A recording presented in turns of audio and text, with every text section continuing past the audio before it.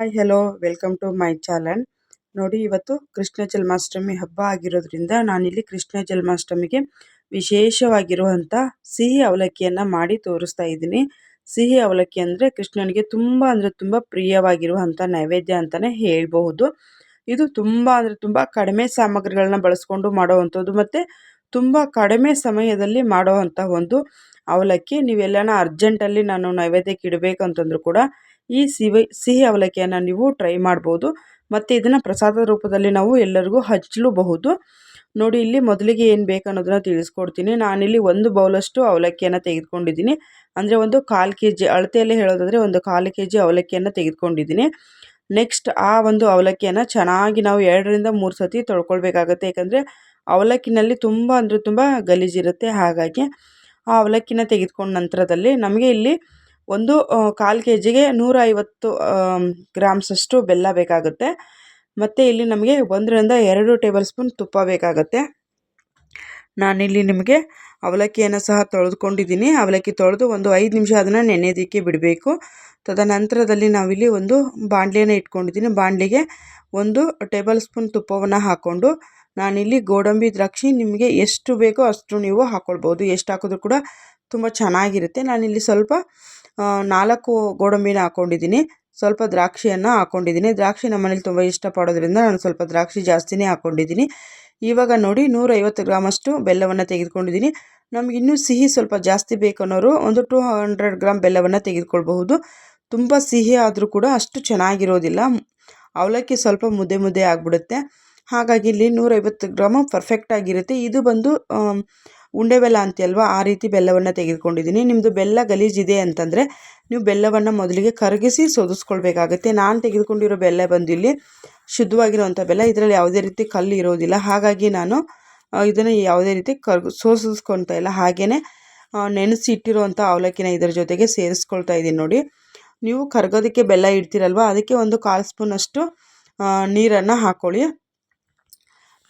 ಕಾಲು ಲೋಟದಷ್ಟು ಹಾಕ್ಕೊಳ್ಳಿ. 1/4 ಸ್ಪೂನ್ ಅಲ್ಲ, 1/4 ಲೋಟದಷ್ಟು ನೀವು ನೀರನ್ನು ಸೇರಿಸ್ಕೊಂಡು ಚೆನ್ನಾಗಿ ಅದನ್ನು ಫ್ರೈ ಮಾಡ್ಕೊಳ್ಬೇಕಾಗತ್ತೆ. ನೋಡಿ, ಬೆಲ್ಲದಲ್ಲಿ ಅದು ಸ್ವಲ್ಪ ಒಂದು ಲೋ ಮತ್ತು ಮೀಡಿಯಮ್ ಫ್ಲೇಮ್ನಲ್ಲಿ ಚೆನ್ನಾಗಿ ಅದು ಬೆಲ್ಲವನ್ನೆಲ್ಲ ಹೀರ್ಕೊಳ್ಬೇಕು. ನೋಡಿ, ಚೆನ್ನಾಗಿ ಹೀರ್ಕೊಂಡು ತುಂಬ ಉದುರುದ್ರಕ್ಕೆ ಆಗುತ್ತೆ. ನೋಡಿ, ಇಲ್ಲಿ ನಾನಿವಾಗ ಫ್ರೈ ಮಾಡ್ಕೊಂಡಿರುವಂಥ ದ್ರಾಕ್ಷಿನೂ ಸಹ ಸೇರಿಸ್ಕೊಂಡು ಸ್ವಲ್ಪ ಇದಕ್ಕೆ ನಾನು ಒಣ ಕೊಬ್ಬರಿ ಕೂಡ ಹಸಿ ಕೊಬ್ಬರಿ ಯಾವುದನ್ನಾದರೂ ಸೇರಿಸ್ಕೊಳ್ಬಹುದು. ನೀವಿಲ್ಲ ನಾನು 1 ದಿನ 2 ದಿನ ಇಡ್ತೀನಿ ಅಂದರೆ ನೀವು ಒಣ ಕೊಬ್ಬರಿ ಸೇರಿಸ್ಕೊಳ್ಳಿ. ಇಲ್ಲ ನಾನು ಅವತ್ತೇ ಪ್ರಸಾದಕ್ಕೆ ಎಲ್ಲ ಖಾಲಿ ಆಗುತ್ತೆ ಅನ್ನೋದಾದರೆ ನೀವು ಹಸಿ ಕೊಬ್ಬರಿಯನ್ನು ಸೇರಿಸ್ಕೊಳ್ಬೋದು. ನಾನಿಲ್ಲಿ ಹಸಿ ಕೊಬ್ಬರಿ ಸೇರಿಸಿ ನೋಡಿ ಮೇಲೆ ಮುಚ್ಚಿಬಿಟ್ಟಿದ್ದೆ. ಆವಾಗ ನಿಮಗೆ ಯಾವ ರೀತಿ ನೀರು ಥರ ಕಾಣಿಸ್ತಾ ಇತ್ತು, ಇವಾಗ ಕಂಪ್ಲೀಟಾಗಿ ಅದು ಡ್ರೈ ಆಗಿದೆ. ತುಂಬ ಟೇಸ್ಟಿಯಾಗಿ ಇರುತ್ತೆ ಈ ಅವಲಕ್ಕಿ ಅಂತೂ. ಮಕ್ಕಳಿಗಾಗಿರ್ಬೋದು ಮತ್ತು ನೀವು ಪ್ರಸಾದ ರೂಪದಲ್ಲಿ ದೇವಸ್ಥಾನದಲ್ಲಿ ನಾವು ಕೊಡ್ತೀವಿ ಅನ್ನೋದ್ರು ಕೂಡ ಖಂಡಿತವಾಗ್ಲೂ ಈ ಅವಲಕ್ಕಿಯನ್ನು ನೀವು ಕೊಡಬಹುದು. ತುಂಬ ಚೆನ್ನಾಗಾಗುತ್ತೆ, ಟೇಸ್ಟಿಯಾಗುತ್ತೆ. ನೋಡಿ, ಈ ರೀತಿಯಲ್ಲಿ ಸಿಂಪಲ್ಲಾಗಿ ನಾವು ಕೃಷ್ಣ ಜನ್ಮಾಷ್ಟಮಿಗೆ ನೈವೇದ್ಯವನ್ನು ಮಾಡ್ಕೊಳ್ಬಹುದು.